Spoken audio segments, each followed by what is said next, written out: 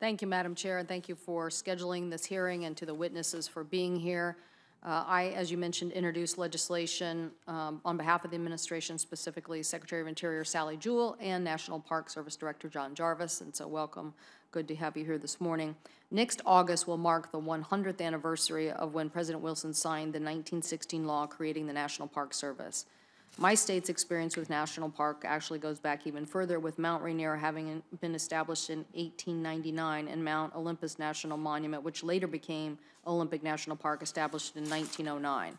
Not only are we home to some of the older national parks, but the state of Washington, along with Tennessee and New Mexico, is also home to the newest addition to the national park system, the Manhattan National Historic Park, which was formally dedicated just last month.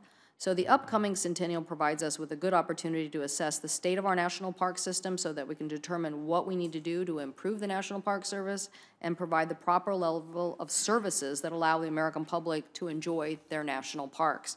The administration has recommended several new authorizations and funding proposals in its centennial bill, and it seems to me that in order to evaluate these proposals, we need to better understand what the Park Service's objectives are for the future. For example, are we trying to increase overall visitation or improving utilization?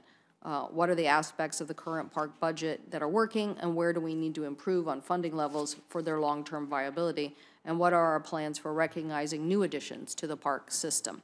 These are some of the issues that I'd like to explore today with Secretary Jarvis and the other members of the panel, and I'd like to get a better understanding how the Park Service plans to take advantage of new technologies to modernize its communication to enable more of the American public and international visitors to be aware of these unique and amazing natural and historic and cultural resources our country has to offer.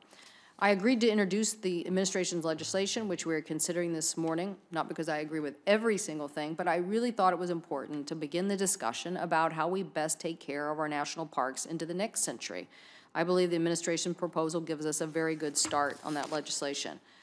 It is our responsibility to provide the Park Service with adequate resources for the parks that are enjoyed by millions of Americans every year, and I will continue to work with the Park Service so that it has the resources it needs to protect those national interests. So we obviously, it will be very difficult to pass a bill with the level of mandatory spending in the administration's proposal, but I hope that today we can hear what the priorities are of these proposals and the consequences for not having funding. So, Madam Chair, in addition to Director Jarvis, who is here with us this morning, we have a qualified panel of witnesses who have extensive backgrounds in our national park system and the issues, and so I'll look forward to discussing with each of them these priorities and how we move forward. So I hope that we have a very productive hearing, that we can move forward to really trying to do something to make sure that this national resource gets the attention it needs in the second century. Thank you all very much.